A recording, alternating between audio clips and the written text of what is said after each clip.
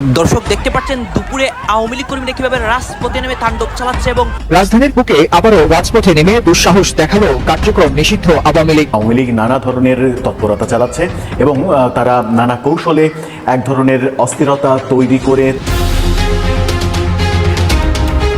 এদিকে আজ এক বছর পর আওয়ামী লীগ কর্মীরা প্রকাশ্যে মাঠে নামে অনেককে গণধুলাই করে টাকা দখল নিচ্ছে। ডক্টর ইউনূস এবার স্বেচ্ছায় দেশ ছাড়ছেন, অন্যদিকে হাসিনার কপাল খুলেছে। শেখ হাসিনা ফিরে আসলে আমাদের মৃত্যুদণ্ড জোর করে দেওয়া লাগবে না, আইনেই আমাদের মৃত্যুদণ্ড হয়ে যাবে, স্বাভাবিক আইনি। আমার কাছে অন্য তথ্য আছে, তিনি এখন অবৈধ ইউনূস সরকারের বিদায় ঘন্টা অলরেডি বেজে গেছে। সমন্বয়ক ৩-৪ জন অলরেডি বাংলাদেশ থেকে বিভিন্ন দেশে চলে গেছে, হাজার হাজার কোটি টাকা পাচার করে। তারা কিভাবে ঢাকা ছাড়লো? সারা বাংলাদেশে এত অপরাধ করছে। অধ্যাপক ইউনূস সরকারের বোধ হয় মেয়াদ শেষ হতে যাচ্ছে। হাসিনা অতি শীঘ্রই ভারতের সহযোগিতা নিয়ে ফিরবেন এবং তাকে বাধা দেওয়া হলে তার সাথে ইন্ডিয়ান আর্মিও ব্যাক করবেন এবং এই কনফিডেন্সের উপর এখন তার মাঝে মধ্যে রাস্তায় মিছিল করতে নামেন, যেটাই সত্যি। বিএনপি হতাশ। এই হতাশ বিএনপি ব্যর্থ নেতা তারেক রহমানকে নিয়ে অবাস্তব আশা দিচ্ছে নেতাকর্মীদের। সেনাপ্রধানের প্রতি আস্থা অনাস্থার সমস্যা রয়ে গেছে, কোনটা বললে কোনটা উনি মানেন না। তারপরে ডক্টর ইউনূসের তাকে সেনাপ্রধান আবার কোনটা ঝামেলা সৃষ্টি হয়। এই এক গুম কমিশনের গুম নিয়া সেনাবাহিনী চেয়ে আমি নিজে বিচার করব। আসুন আজকে আমরা আমাদের বাংলাদেশের রাষ্ট্র ক্ষমতা দখলকারী মিথ্যুক ইউনূসের চরিত্র এই জাতির সামনে একটু ল্যাংটা করে দেয়। এদিকে আবারও রাজপথে উকি মারছে আওয়ামী লীগ। বিকালে সেনাবাহিনীর সামনেই ভয়াবহ মিছিল করলো আওয়ামী লীগ ছাত্রলীগের নেতারা। একের পরে ককটেল বিস্ফোরণ আওয়ামী লীগ। ইতিমধ্যে বুঝতেই পারছেন আজকের খবরটি কতটা গুরুত্বপূর্ণ একটি খবর। বন্ধুরা চলুন ভিডিওতে আজকে আর বেশি কথা বাড়াবো না, সরাসরি আজকে আমরা চলে যাব মূল ভিডিওতে, আর সেখানে আজকে আমরা দেখব আজকের খবরের বিস্তারিত। আজকে আমরা আমাদের বাংলাদেশের রাষ্ট্র ক্ষমতা দখলকারী মিথ্যুক ইউনূসের চরিত্র এই জাতির সামনে একটু উপস্থাপন করি, তাকে একটু ল্যাংটা করে দেই, দেখি যে এই জাতির সামনে যে ইউনূস কত বড় মিথ্যুক, কত বড় মিথ্যা কথা এই জাতির সামনে বলে। আসলে এটা একটু আজকে প্রমাণ করে দিই। ইউনূস কি বলেছে? একটি বিদেশি গণমাধ্যমকে দেয়া সাক্ষাৎকারে ইউনূস বলেছেন যে শেখ হাসিনা বাংলাদেশটাকে গাজার মতো করে রেখে দিয়েছেন, গাজার মতো করে রেখে ফেলে চলে গিয়েছেন, উনি এই কথা বলেছেন। এখন আমার প্রশ্ন হলো যে গাজাতে কি ঘটেছে? গাজাতে মানে হচ্ছে ইসরায়েল গাজাকে একদম পুরো ধ্বংস করে দিয়েছে। তার মানে সে বুঝাতে চাচ্ছে যে গাজা যেরকম একটা বিধ্বস্ত, বাংলাদেশকে শেখ হাসিনা একটু বিধ্বস্ত ধ্বংসস্তূপের মধ্যে রেখে ফেলে চলে গিয়েছে। তো সে কতটুকু মিথ্যা কথা বলেছে এই দেশ ও জাতির সামনে এবং বিদেশি গণমাধ্যমে, পৃথিবীর সামনে সে বাংলাদেশটাকে কত খাটো করে উপস্থাপন করার চেষ্টা করেছে এবং শেখ হাসিনাকে কত নিচে নামানোর চেষ্টা করেছে। আসুন তার এই চরিত্রটা আমরা একটু উন্মোচন করি। তো আমরা যদি দেখি যে প্রথমে যদি আমরা পদ্মা সেতুর দিকে যাই, যে পদ্মা সেতু যে নির্মাণ করেছে, পদ্মা সেতু নির্মাণ করার ফলে যে এই যে পদ্মা সেতু বাংলাদেশের দক্ষিণ পশ্চিমাঞ্চলের কত মানুষকে সুবিধা দিয়েছে। এই পদ্মা সেতু বাংলাদেশের দক্ষিণ পশ্চিমাঞ্চলের প্রায় ৩ কোটি অধিক মানুষকে সুবিধা দিচ্ছে। মানুষ সহজে তাদের বাড়িতে যাতায়াত করতে পারছে এবং পণ্য আনা নেওয়া করতে পেরেছে। তো এর ফলে কি মানুষ কি উপকৃত হয়েছে না গাজার মতো ধ্বংসস্তূপ হয়েছে বাংলাদেশ? এই যে আপনাদের কাছে আমার প্রশ্ন। তারপরে আসুন যে কর্ণফুলী টানেল যে নির্মাণ করেছে, এই যে এই কর্ণফুলী টানেলের ফলে চট্টগ্রামে এবং কক্সবাজারের কত মানুষ উপকৃত হয়েছে, কত মানুষ এখান থেকে সুবিধা পাচ্ছে। তো এই সুবিধা যে পাচ্ছে, এটা কি ধ্বংস না মানুষের জন্য কাজ করার সুবিধা? এটা আপনাদের কাছে প্রশ্ন। তারপর আসুন রূপপুর পারমাণবিক তাপবিদ্যুৎ কেন্দ্র নির্মাণ করার ফলে রূপপুর পারমাণবিক তাপবিদ্যুৎ কেন্দ্র থেকে ২৪০০ মেগাওয়াট বিদ্যুৎ উৎপাদন হয় এবং পায়রা তাপবিদ্যুৎ কেন্দ্র থেকে ১৩২০ মেগাওয়াট বিদ্যুৎ উৎপাদন হয়। যার ফলে বাংলাদেশে এখন কি হয়েছে, গড়ে গড়ে মানুষের কাছে বিদ্যুৎ গিয়েছে, গড়ে গড়ে মানুষ বিদ্যুৎ পাচ্ছে। এই যে মানুষ গড়ে গড়ে বিদ্যুৎ পাচ্ছে, এটাকে মানুষ উপকৃত হচ্ছে, মানুষ সুবিধা পাচ্ছে না বাংলাদেশ গাজার মতো ধ্বংসস্তূপে পরিণত হয়েছে? এই যে ইউনূস বললেন যে বাংলাদেশ গাজার মতো ধ্বংসস্তূপে পরিণত হয়েছে, শেখ হাসিনা রেখে গিয়েছে, এটা কতটুকু মিথ্যা কথা দেশ বাসীর সামনে উপস্থাপন করেছে এবং বিদেশিদের কাছে বাংলাদেশকে কতটুকু খাটো করে সে উপস্থাপন করার চেষ্টা করেছে একটু দেখেন। তারপরে আসুন যে শেখ হাসিনা যে 560টি মডেল মসজিদ নির্মাণ করেছেন, এই যে 560টি অবৈধ ইউনূস সরকারের বিদায় ঘন্টা অলরেডি বেজে গেছে। সমন্বয়েও 3-4 জন অলরেডি বাংলাদেশ থেকে বিভিন্ন দেশে চলে গেছে হাজার হাজার কোটি টাকা পাচার করে। গত 5 আগস্ট যে জুলাই আগস্টে যে সন্ত্রাসী যে হামলা হয়েছে, একটা জঙ্গি অভ্যুত্থান, ওই সন্ত্রাসী সমন্বয়েও 3-4 জন অলরেডি বাংলাদেশ থেকে পাড়ি দিছে। তারা বিদেশে বিভিন্ন দেশে চলে গেছে হাজার হাজার কোটি টাকা পাচার করে। প্রশ্ন হলো আইন শৃঙ্খলা বাহিনীর কাছে তারা কিভাবে ঢাকা ছাড়লো? সারা বাংলাদেশে এত অপরাধ করছে, মব কিলিং, হত্যা, ধর্ষণ, নির্যাতন করছে, এই সমন্বয়করা কিভাবে দেশ ছেড়ে পালালো? আমি দেশবাসীর প্রতি এবং বাংলাদেশের সাধারণ সকল মানুষের প্রতি আবেদন রইল যে বাকি যে সমন্বয়গুলো আছে তারা যেন পালাতে না পারে। অবৈধ ইউনূস সরকারের বিদায় ঘন্টা অলরেডি বেজে গেছে। ইউনূস সরকার যে কোনো সময় দেশ ছাড়তে পারে। এই সেপ্টেম্বরে জাতিসংঘ উপলক্ষে সে দেশ থেকে পালাতে পারে। তাই আবেদন রইল বাংলাদেশের মানুষের প্রতি যে এই বাকি যে সমন্বয়ক আছে বা যে সন্ত্রাসী যে গোষ্ঠী আছে যা মব ভাইলেন্স করতেছে সারা দেশে, কোন সমন্বয়ক যেন দেশ ছেড়ে পালাতে না পারে, সেজন্য দেশবাসীর প্রতি, বাংলাদেশের সকল মানুষের প্রতি সজাগ দৃষ্টি রাখার জন্য আকুল আবেদন জানাচ্ছি। ইউনূস সেপ্টেম্বরে জাতিসংঘের যে অধিবেশন, সেই অধিবেশনে আসা উপলক্ষে তার তথাকথিত জঙ্গি বাহিনী যে সমন্বয়ক উপদেষ্টাকে নিয়ে আসতে পারে। আসার পরে সেই উপদেষ্টা যে সমন্বয়ক বা এনসিপি যে টোকাই বাহিনী তারা বাংলাদেশে ব্যাক না করার সম্ভাবনা আছে। জাতিসংঘে আসার উপলক্ষে তারা আসবে, কিন্তু তারা বাংলাদেশে ব্যাক করবে না। তারা অলরেডি টাকা পয়সা শত শত কোটি টাকা পাচার করে ফেলছে বিদেশে বিভিন্ন জায়গায়, বিভিন্ন মাধ্যমে পাঠিয়ে গেছে। তারা দেশ ব্যাক করে না। তারা অলরেডি জানে গেছে যে তাদের আর সময় নাই। তারা যে অন্যায় অত্যাচার নির্যাতন করছে বাংলার মানুষের উপরে, বাংলাদেশের স্বাধীনতা মুক্তিযোদ্ধাদের উপর যে আক্রমণ করছে, ইতিহাসে একটা নজিরবিহীন। তারা আর রেহাই পাবে না, তারা বুঝে গেছে। আর বাংলার জনগণ তাদেরকে কখনো ক্ষমা করবে না। এই সমন্বয়করা বিএনপির উপরেও, বিএনপির অনেক নেতাকর্মীর উপর অত্যাচার নির্যাতন করছে, বিএনপি তারেক রহমান নিয়ে অনেক কটূক্তি করছে। তো বিএনপি তাদেরকে পিঠে মারবে, মারার পরে তারা আওয়ামী লীগের উপরে চাপিয়ে দেবে। বীর মুক্তিযোদ্ধা লতিফ সিদ্দিকী আজকে আদালতে আইনজীবী নিয়োগ করেন নাই। আমি কোনো কথা না করার যে কারণটা হলো, যদি উনি আইনজীবী নিয়োগ করেন, উনারা সেই আইনজীবীকে টোকাই বাহিনী ওই আইনজীবীকে লাঞ্ছিত করবে।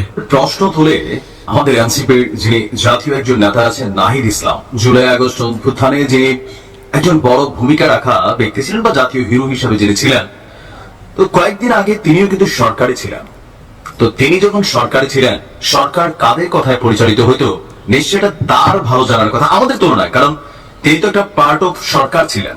বাট তিনি যখন পদত্যাগ করলেন তার রাজনৈতিক ক্যারিয়ারের জন্য, আবারও পার্লামেন্টে ক্ষমতায় যাবার জন্য, এখনো যেখানে তার সতীর্থরা এই সরকারের ভেতর আছে, তখন যখন তিনি প্রশ্ন করেন সস্তা জনপ্রিয় রাজনীতির জন্য যে সেনাবাহিনী কার ইশারায় পরিচালিত হচ্ছে, সরকার কার ইশারায় পরিচালিত হচ্ছে, জনগণের কাছে এটা তামাশা ছাড়া মিস্টার নাহিদ আমার কাছে মনে হচ্ছে এটার আলাদা কোনো ভ্যালু অথবা মিনিংস তৈরি হয়। কারণ এই যে সরকারটা, এই সরকারের সর্বোচ্চ কর্তা ব্যক্তি ডক্টর মোহাম্মদ ইউনূস সহ আরো বেশ কয়েকজনের নিয়োগ দিয়ে কিন্তু আপনারাই বিভিন্ন সময় কথা বলেছেন, আপনারা নিয়োগ দিয়েছেন, ডক্টর মোহাম্মদ ইউনূস বলেছেন। তো এখন পর্যন্ত আপনাদের একটা টিম সরকারে আছে। তো এর মাঝখানে সেনাবাহিনীকে নিয়ে এই যে সাম্প্রতিক সময়ে যে কর্মকাণ্ডগুলো ঘটছে, আপনাদের কি মনে হচ্ছে যে এটা বাংলাদেশের জন্য খুবই পজিটিভ কোনো বার্তা? যে সেনাবাহিনীকে টার্গেট করা, সেনা প্রধানকে টার্গেট করা, যে কোনো কিছু যেভাবে কাদা ছোড়াছড়ি বা তারা ভারতের প্রেসক্রিপশনে পরিচালিত হচ্ছে, জেনারেল ওয়াকার তিনি আসলে বাংলাদেশকে ভাঙতে চাচ্ছেন, ক্ষমতার দিকে ধাবিত হচ্ছেন, আপনাদের প্রত্যেকের সুর, আপনাদের একটা টিম আছে, আমি দেখছি যে এই টিমটার একটা ভাষা হয়ে গেছে এটা, কিন্তু এটা তো দেশকে অস্থিতিশীল তৈরি করতেছে রে ভাই। একটা কথা যখন একাধারে কতগুলা মানুষ রিপিটেড বলতেছেন, তখন একসময় তো যার সাথে ঘটনা তার মধ্যে জিত চলেও আসতে পারে যে আরে শালা চুরি করলাম না, খালি যেখানে যাই যে হ্যাঁ তুমি নাকি চুরি করছো, তোমার নাকি চুরির মতলব, তোমার নাকি এটা, তোমার নাকি সেইটা। তো এটা তো ভাইব্রেশন করে। তবে আমি ধন্যবাদ দিই সেনাবাহিনীকে। জেনারেল ওয়াকারুজ্জামানের যে ধৈর্যের ভাই রাইট নাও, বিশ্বাস করেন মানে আমি বাংলাদেশ সেনাবাহিনী যে ধৈর্যের একটা নাম, এটা আমার কাছে এখন মনে হচ্ছে। নাহিদের যে বক্তব্যটা, এটা ছিল পার্ট অফ পলিটিক্স, মানে নেতা আসছেন একটা বক্তব্য দিতে হবে, এর বাইরে আসলে এই বক্তব্যের আদৌ কোনো ভ্যালু আছে? দেখেন বিপিনের উপর যে ঘটনা ঘটছে, এটা খুবই মানে আমজনতার দৃষ্টিতে যে উনাকে ফোন দিয়া বলছে এখান থেকে চলে যাও, তো সেটা তো খারাপ কিছু বলে নাই।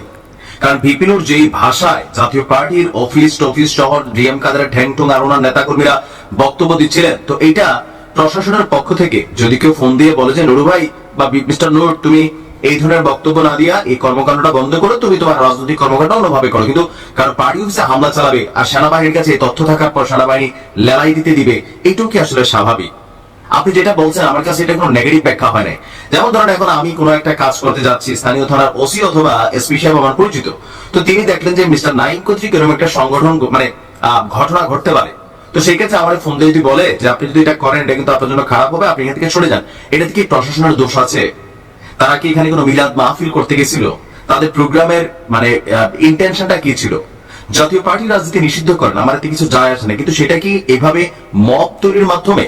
তো সেনাবাহিনীকে আমি যেটা দেখলাম যে টোটাল ঘটনার পর নাহিদ আসছে পরশুদিন রাতে এইসব ডায়লগ দিচ্ছে, কিন্তু সেনাবাহিনী এটাকে পাত্তা দেয়নি। গতকালকে আমাদের সেনাপ্রধান জেনারেল ওয়াকারুজ্জামান তিনি প্রধান উপদেষ্টার সাথে সাক্ষাৎ করেছেন, এমনকি আইএসপির পক্ষ থেকেও মিস্টার নাহিদদের এইসব কথাবার্তায় প্রভাবিত হইয়া যে ধাম করে কোন রকম বক্তব্য দেওয়া, এটা কিন্তু দেয় নাই। এটা আমি মনে করি বিচক্ষণতা এবং ধৈর্যের পরিচয়, কারণ এখানে সেনাবাহিনী পুলিশের একজন লাল টি শার্ট পরা যে কনস্টেবল তিনি যেভাবে নুরুল মারছেন এটা উচিত হয় নাই, কারণ এটা ব্রুটালি মারছিল। তার হয়তো ব্যক্তিগত আলাদা ইন্টেনশন থাকতে পারে, সেটা তদন্তের সাপেক্ষাধীন হতে পারে, তো সেনাবাহিনী এসে যেটা করছে দেশের শান্তি শৃঙ্খলা রক্ষায় এটা করা জরুরি ছিল। নূরের প্রতি আমাদের সহমর্মিতা আছে। বিএনপি হতাশ, হতাশ বিএনপি ব্যর্থ নেতা তারেক রহমানকে নিয়ে অবাস্তব আশা দিচ্ছে নেতা কর্মীদের। বিএনপির সিনিয়র নেতারা জানেন যে তারেক রহমানের রাজনৈতিক ভবিষ্যৎ নেই অথবা অনিশ্চিত, একটা জুয়া খেলার মতো। এবং একদম স্বাভাবিক হিসাবে একটু চিন্তা করেন, একজন নেতা নির্যাতনের শিকার হয়ে মুসলেকা দিয়ে আপোষ করে দেশ ছেড়েছেন, ঠিক আছে, এটা জীবন বাঁচানোর জন্য এই ধরনের মুসলেকা জায়েজ। আমি বলবো না যে তারেক রহমান উচিত ছিল মুসলেকা না দিয়ে দেশে নির্যাতনের শিকার হয়ে মৃত্যুর করে ঢলে পড়ে না। খালেদা জিয়া যে আকস্মিক চরিত্র বিসর্জন দিয়েছিলেন এই তারেক রহমানের জন্য 2008 সালে, খালেদা জিয়া নির্বাচনে গিয়েছিলেন, তারেক রহমানকে বিদেশে পাঠানোর বিনিময়ে, এগুলো সব ঠিক আছে, জীবন বাঁচানোর জন্য ঠিক আছে, এগুলো জায়েজ, পলিটিক্সও জায়েজ, শরীয়তও জায়েজ, এটা নিয়ে আমার কোনো আপত্তি নেই। কিন্তু আল্লাহ রাব্বুল আলামিন তারেক রহমানকে সুস্থ করলেন, একটা সুন্দর জীবন পেলেন, আল্লাহর রহমতে আজকে সেই মৃত্যুর পথযাত্রী খালেদা জিয়াও মোটামুটি সুস্থ, একটা নতুন বাংলাদেশ হয়েছে। খালেদা জিয়া বিদেশ যাচ্ছেন, আবার আসছেন, এই বাংলাদেশে বিএনপির বিরুদ্ধে সব মামলা প্রত্যাহার হলো, আজকে তারেক রহমান পুরোপুরি মামলা মুক্ত, কোনো বাধা নেই, সব ঠিক। এখন স্বাভাবিক হিসাব কি, তিনি দেশে আসবেন, রাজনীতি করবেন, জেলায় জেলায় সফর করবেন, ডক্টর ইউনূসের সাথে মিটিং করবেন, আমির জামাতের সাথে দেখা করবেন, কাউন্সিল করবেন, এটি তো স্বাভাবিক। তারপরে নির্বাচন হবে, জনগণ ভোট দিলে প্রধানমন্ত্রী হবে। কিন্তু এই স্বাভাবিক রাস্তায় কি তারেক রহমান হাঁটছেন না, কি করছেন? জুয়া খেলছেন, লন্ডনে বসে আছেন, এখনো সেই মুহূর্তে কথা বলছেন যে যদি নিশ্চিত হন যে বাংলাদেশে প্রধানমন্ত্রী নির্বাচন হবে এবং ওই নির্বাচনে তারেক রহমানই প্রধানমন্ত্রী হবে, এটা 100% নিশ্চিত হলে তখন দেশ আসবে। যে এটা কি জুয়া খেলা না? এটা কোনো স্বাভাবিক রাজনৈতিক নেতার বৈশিষ্ট্য? বাংলাদেশে তার মৃত্যু ঝুঁকি থাকলে, অস্বাভাবিক বা হাসিনার পরিস্থিতি থাকলে, গ্রেপ্তারের ভয় থাকলে তিনি আসতেন না। তারপরও আবশ্যিক নেতারা, এটা মীর কাসেম আলী সহ জামাত নেতারা, আল্লামা সাঈদী কত সুযোগ পেয়েছেন, বিদেশ চলে যাবেন, কিন্তু কোনো প্রস্তাবে রাজি হননি।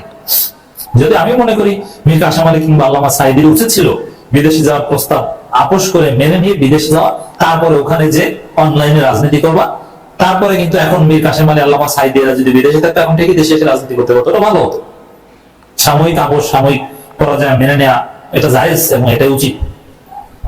কোন জামাতের সব নেতারা যদি সিস্টেমে বিদেশ চলে যেতে পারতো তাহলে আরো ভালো হতো, এটা আমি মনে করি। তারেক রহমান বেঁচে আছেন না, বেঁচে থাকাটা সবচেয়ে ভালো। হয়তো আল্লাহ তাদের শাহাদাতের মধ্যেই কল্যাণ রেখেছেন, হয়তো জামাত নেতাদের শাহাদাত না হলে হাসিনার পতন এভাবে হতো না, তাও হতে পারে। কিন্তু স্বাভাবিক আমাদের কমন সেন্স বা পলিটিক্যাল জ্ঞান এটা বলে আপোষ করে বিদেশ যাওয়া ভালো। তারেক রহমান কেন আসছেন না? জুয়া খেলছে, এইভাবে রাজনীতি হয় না। মানে তার ভবিষ্যৎ অনিশ্চিত। তার ভবিষ্যৎ যদি নিশ্চিত হতো তাহলে তিনি 5 আগস্টের পর 8 আগস্ট দেশে আসতেন। দেখেন, বিএনপি চেয়ারপারসন, প্রধানমন্ত্রী সব কিন্তু ভোটার না, তাই ভোটার হইতে তো দেশে আসা দরকার ছিল, কিন্তু দেশে আসবে না কেন? এইটি হচ্ছে অস্বাভাবিক রাজনীতি, ভবিষ্যৎ নিশ্চিত না। আবার ফেব্রুয়ারিতে নির্বাচনের যে খায়েশ, সেটা সম্ভবত হচ্ছে না। এদিকে পিআর সিস্টেম হতেই হবে এরকম ইঙ্গিত। জুলাই যে আমাদের আইনি ভিত্তিক সংস্কার, এটা হবে, সংবিধান সংস্কার হবে, আবার যে কোনো সময় স্থানীয় সরকার নির্বাচন হয়ে যেতে পারে, এই ডাকসু নির্বাচনের পর রাজনীতির মোড় ঘুরে যেতে পারে। এতে বিএনপি হতাশ, যে কোন দিকে যায় কি হয় বলা যায় না, জীবনে আর বিএনপি ক্ষমতা আসতে পারে কিনা বলা যায়। আবার বিএনপি যে আকাম করেছে, চাঁদাবাজি থেকে শুরু করে নারীবাদী সব কিছুর প্রমাণ আছে সরকারের কাছে, গোয়েন্দা সংস্থার কাছে, পিনাকি ভট্টাচার্যের কাছে, ইলিয়াসের কাছে। এই বিএনপি নেতা গোলাম মোল্লা রনির ক্ষেত্রে দেখেছেন না কি করেছে ইলিয়াস, যখন তথ্য ফাঁস করে দিয়েছে। এই জায়গায়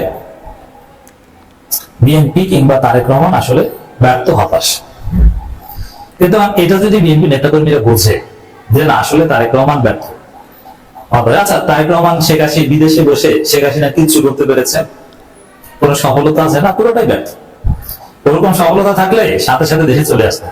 তারেক রহমান জানেন যে আসলে আমি তো কিছু করতে পারিনি, হাসিনার পতন ঘটিয়েছে নাহিদ ইসলামরা, শিবির, আমি তো ভাই কিচ্ছু করতে পারিনি, আমার তো তেমন কোনো অবদান নাই, আমি 5 আগস্ট একটা কর্মসূচি দিতে পারিনি, তো কি হবে? এই কারণে দেশে আসেন না। ওইখানে বড় অবদান থাকলে দেশে এসে লাভ দিয়ে ক্রেডিট ক্লেম করতেন। এখন এটা যদি বিএনপি নেতারা বুঝে যায়, কর্মীরা, যে আসলে বিএনপি হতাশ, অনিশ্চিত, তারেক রহমানের ভবিষ্যৎ নেই, তাহলে কর্মীরা তো বিএনপি করা ছেড়ে দিবে। তারা ভাববে যে আমাদের অবস্থা হবে আওয়ামী লীগের মতো, তার চেয়ে এই দল ছেড়ে দিই। আমরা যারা দুনিয়াবী স্বার্থ বা এই লোক লালসায় আমরা আসলে জামাত করি বা চরমায় মরিদ হই, আর যারা দুনিয়ায় কিছু খেতে চায় তারা আমরা এনসিপি করি। এনসিপির ভবিষ্যৎ ভালো, বিএনপি বাদ, অথবা বিএনপির তরুণ অংশ কেউ নতুন বিএনপি গঠনের। ধন্যবাদ প্রিয় দর্শকবৃন্দ, আমাদের ফুল ভিডিওটি দেখার জন্য আপনাকে জানাই অসংখ্য অসংখ্য ধন্যবাদ। তো বন্ধুরা, আজকের এই নিউজটি দেখে আপনাদের কি মতামত অবশ্যই কমেন্ট বক্সে কমেন্ট করতে ভুলবেন না। আর হ্যাঁ, এমন নিত্য নতুন আপডেট খবর সবার আগে পেতে চাইলে এখনই আমাদের এই পিচ্চি সাকিব ইউটিউব চ্যানেলটি সাবস্ক্রাইব করুন। ধন্যবাদ।